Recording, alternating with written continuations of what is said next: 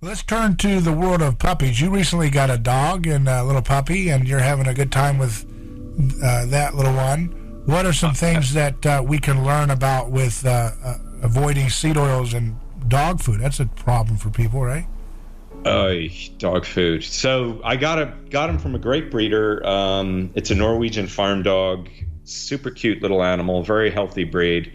And the breeder gives us a bag of Purina One Plus.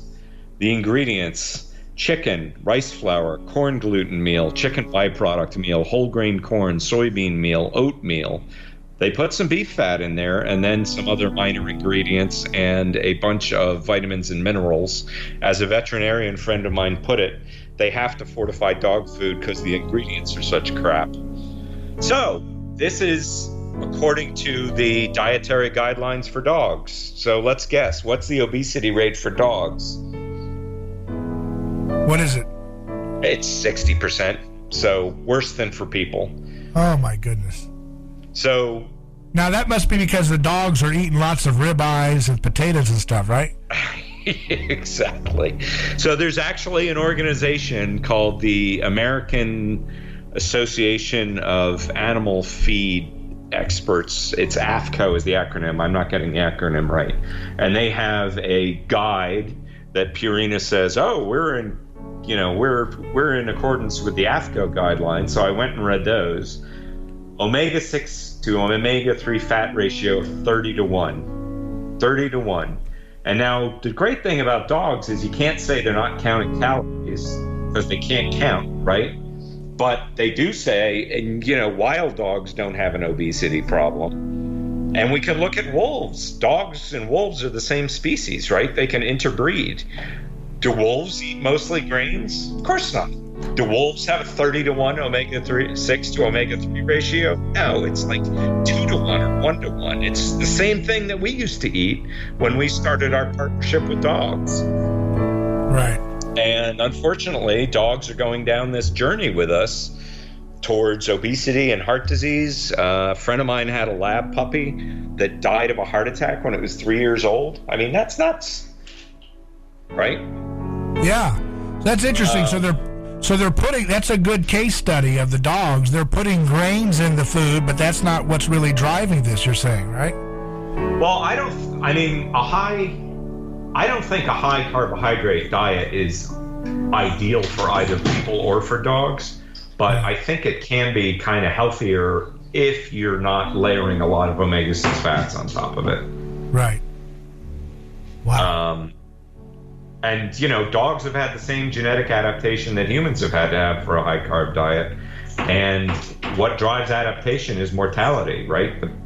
The dogs or the people who don't have that adaptation get sick and they die.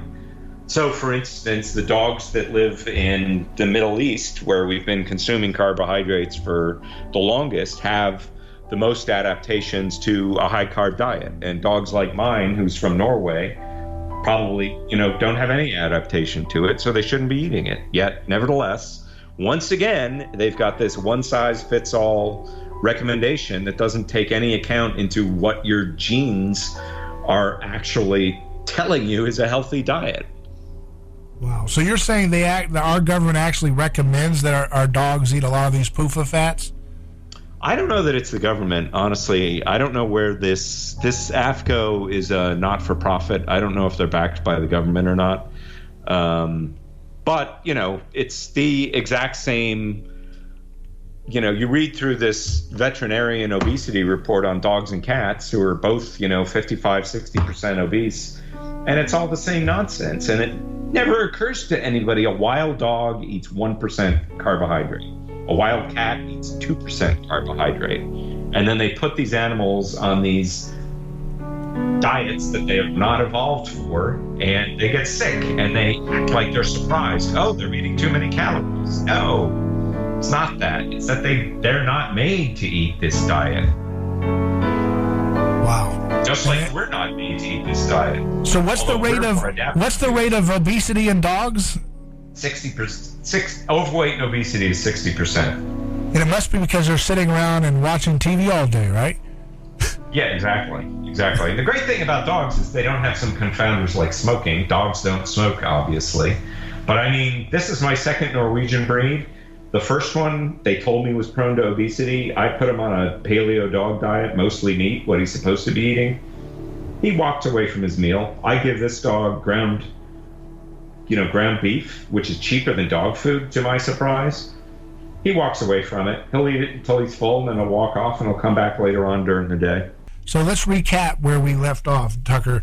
You're saying that it's not the wheat products and the grains that they're putting in these things, although those don't help. It's really the seed oils that they're supplementing with these dog chows, right? Well, let's be clear about one thing, right? I can't tell you how many quote-unquote nutrition science professionals I've had this conversation with, and they say there's no evidence that carbohydrates are bad for you. And my response to that is carbohydrates make your face rot, right? In people and in dogs. They cause your teeth to rot and fall out. That's not healthy. So automatically, right off the bat, we can easily establish, and there's no other explanation for what causes teeth to rot than carbohydrate consumption, right?